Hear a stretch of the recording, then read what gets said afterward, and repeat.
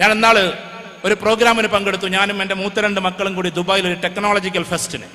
അടുത്ത class room എന്താണെന്നറിയോ നിങ്ങൾ? അടുത്ത് തന്നെ നമ്മുടെ നാട്ടിലൊക്കെ വരും. ഇവിടെ വരുമെന്ന് എനിക്ക് അറിഞ്ഞുകൂടാ, ഏതായാലും ഇന്റർനാഷണൽ സ്റ്റാൻഡേർഡ് സ്കൂളിലൊക്കെ വരും. ഞാൻ അതിനെ പിന്നെ പ്രൊമോട്ട് ചെയ്യല്ല. ടീച്ചേഴ്സ് ഇല്ലാത്ത, ഇപ്പോൾ ഡ്രൈവർ ഇല്ലാത്ത കാറ് വരുന്നത് പോലെ ടീച്ചേഴ്സ് ഇല്ലാത്ത ക്ലാസ് റൂമാണ് ഇപ്പൊ AI ഡെവലപ്പ് ചെയ്തുകൊണ്ടിരിക്കുന്നത്. കാരണം ടീച്ചേഴ്സിന് യാതൊരു രീതിയിലുള്ള എൻട്രിയും കൊടുക്കാത്ത രീതിയിലുള്ള ക്ലാസ് റൂംസാണ്. ഞാൻ ആ ക്ലാസ് റൂമിൽ കയറി, എന്നെ മെറ്റയിലേക്ക് കയറ്റി. മെറ്റ എന്ന് പറഞ്ഞിട്ടുണ്ടെങ്കിൽ മനസ്സിലായല്ലോ നിങ്ങൾക്ക്, ആർട്ടിഫിഷ്യൽ ഇന്റലിജൻസിന്റെ മെറ്റാവേഴ്സ്. അതാണല്ലോ, അതുകൊണ്ട് ഫേസ്ബുക്കിന്റെ മദർ കമ്പനിക്ക് മെറ്റ എന്ന് പേരിട്ടത്.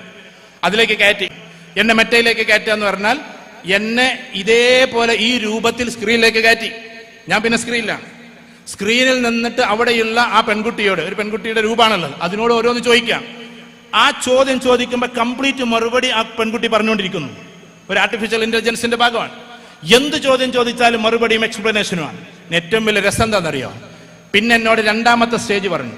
എന്ന് പറഞ്ഞാൽ ഇനി നിങ്ങൾ സംസാരിക്കണ്ട, പകരം എന്ത് പറഞ്ഞാൽ മതി? ചിന്തിച്ചാൽ മതി. അപ്പൊ ഞാനിവിടെ മനസ്സിലൊരു ചോദ്യം ചിന്തിക്കുന്നു, എന്റെ പ്രതിരൂപം അത് ഇംഗ്ലീഷിലേക്ക് ആക്കിയിട്ട് ട്രാൻസ്ലേറ്റ് ചെയ്യുന്നു. അതിന് അതിമനോഹരമായിട്ട് മെറ്റാവേഴ്സ് മറുപടി പറയും. ഇതാണ് ന്യൂ ക്ലാസ്, പുതിയ ക്ലാസ് റൂം ഇതാണ്.